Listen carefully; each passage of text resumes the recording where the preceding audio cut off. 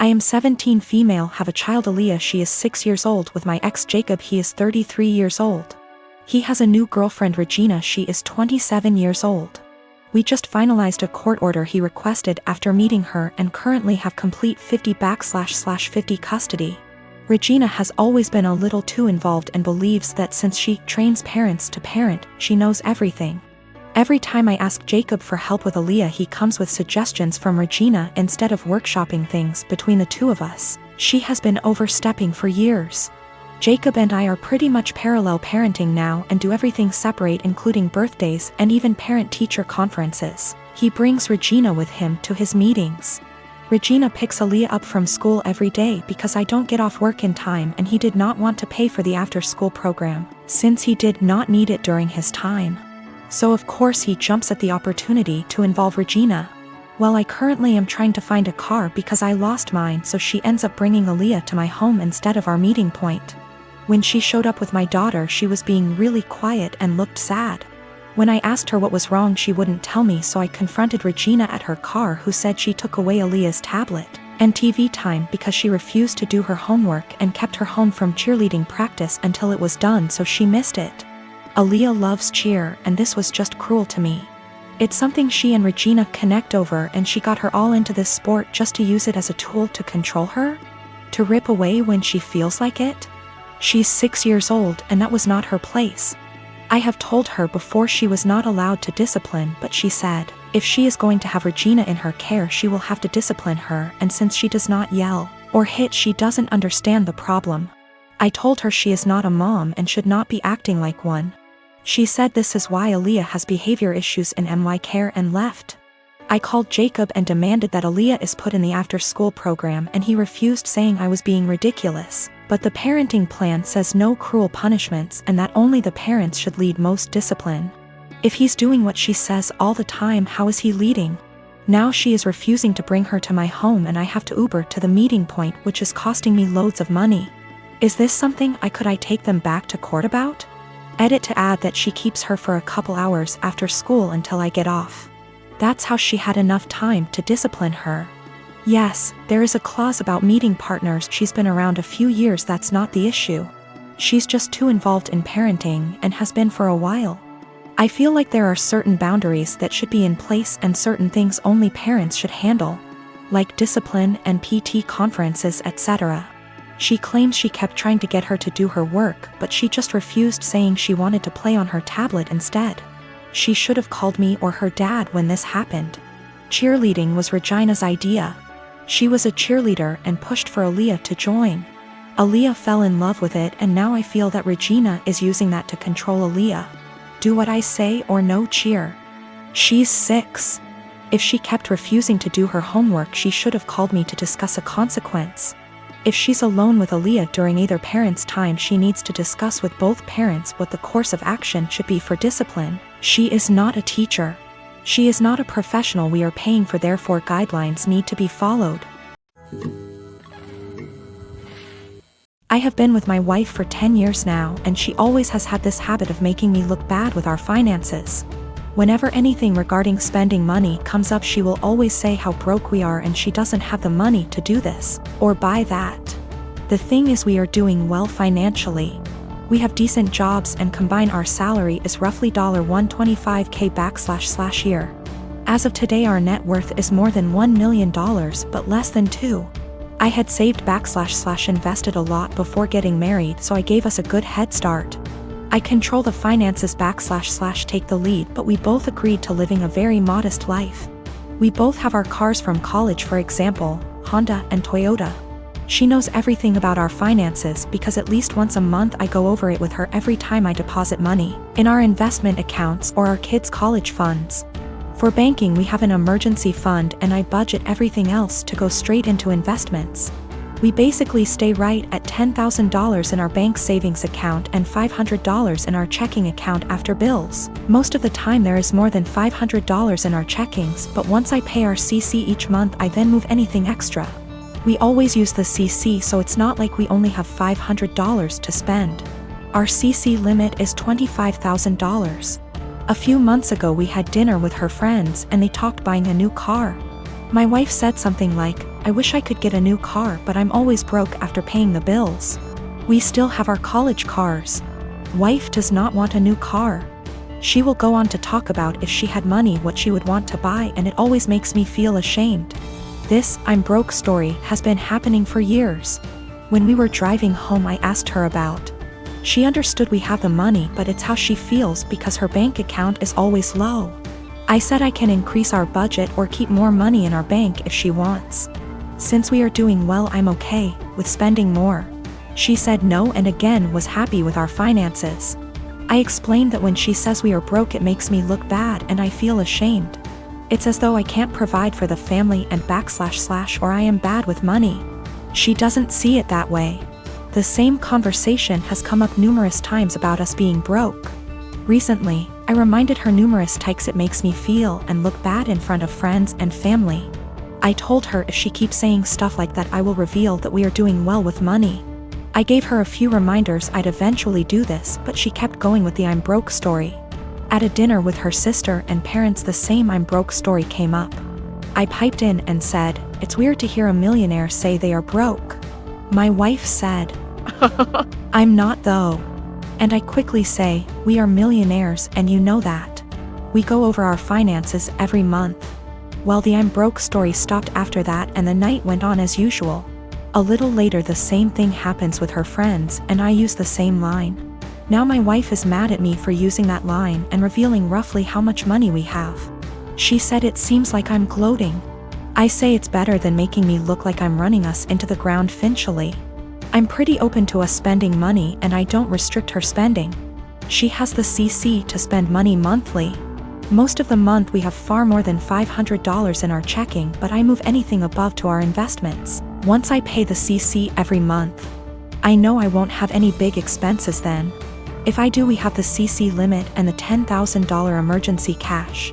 We live on a really cheap area and had a low cost of living.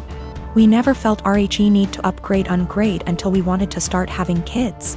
I didn't have to change our lifestyle much to save a lot. My job is in demand and pays well because nobody wants to live out in my area. So after expenses, I take home a lot more than I would living in a major city.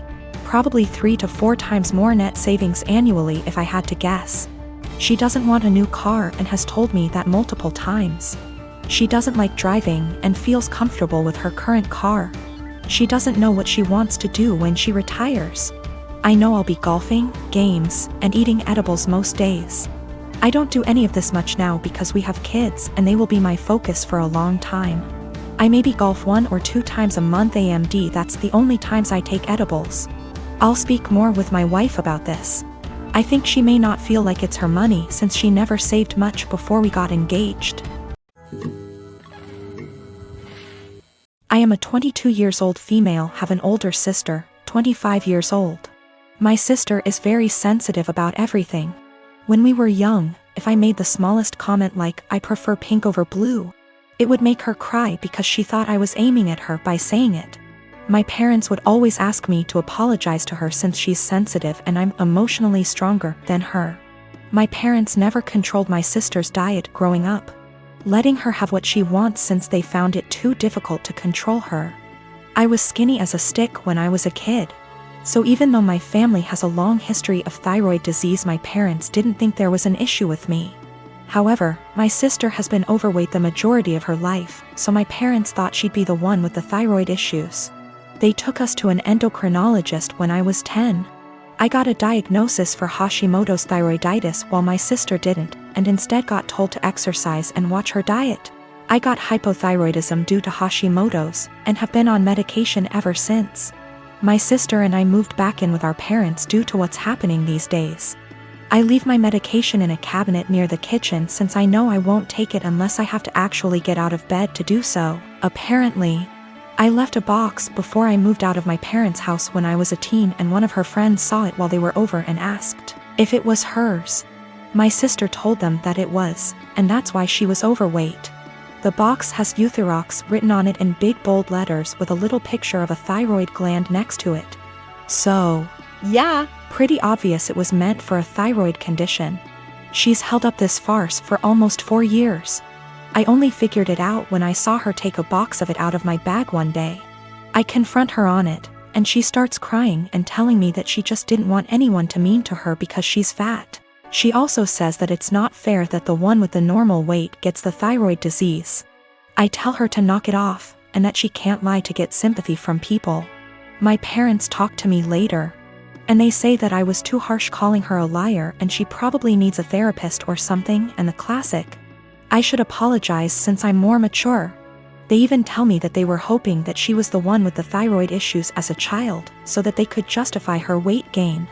I ask them, so you wanted your daughter to be sick instead of admitting that it's your fault because you bought her McDonald's whenever she wanted it, and never made her exercise?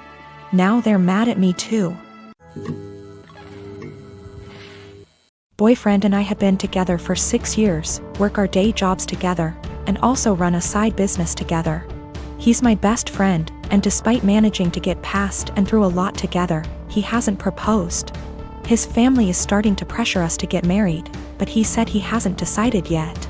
He has said that he wants to get married and have a ton of kids, so what he means is, he hasn't decided if he wants to marry me. My ego is a little hurt. What else does he need to know that he hasn't already learned in almost 7 years? Is indecision the same thing as a decision in this case? We both started therapy separately very recently to work through some trauma and cope with anxiety.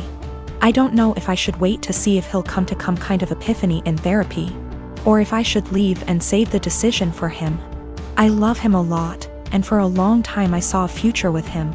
But recently I'm starting to accept signs that he just doesn't love me as much as I love him. How do I know if he loves me or if he just doesn't want to be alone? We don't live together, we won't live together until we are married. He has stayed over for extended periods of time, so we're mostly familiar with each other's habits. We are from different cultures, but I still come from a traditional family, so we have a lot of the same values. I just consider myself to be more independent. I am very uncomfortable with the idea of an ultimatum. I don't like the idea of forcing someone to make a decision out of fear or because they're backed into a corner. My communication skills are something that I'm pretty proud of, to be honest, but it's something that he struggles with. And that's one thing he wants to work on in therapy. I'm working on not projecting my fears of insecurity onto our relationship, even when he isn't communicating properly.